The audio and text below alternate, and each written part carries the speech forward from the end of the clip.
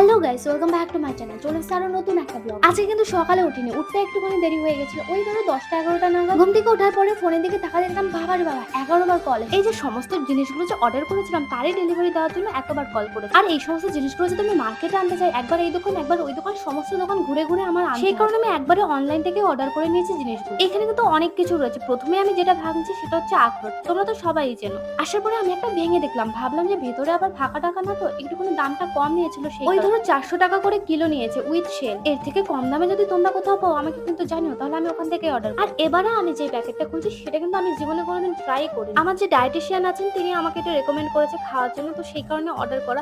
তো খুলে দেখলাম অনেকটা খেজুরের, বাট এক্সাক্ট জিনিসটা কি আমি জানি না, তোমরা কেউ জানলে অবশ্যই কমেন্ট। আর বাকি যে সমস্ত খাবার ছিল সেগুলো কিন্তু সমস্তটাই বেটু। আমার আর বেটুর চিন্তা তো দূর হলো, কিন্তু আরো একজন তো বাকি আছে বাড়িতে, তাকেও তো খেতে দিতে হবে। এত সব আয়োজন এখন তার জন্যই শুরু করলাম। আমি দুপুরে খাইনি, তুমি তো একটু মনে করিয়ে দেবা বলো। কেন?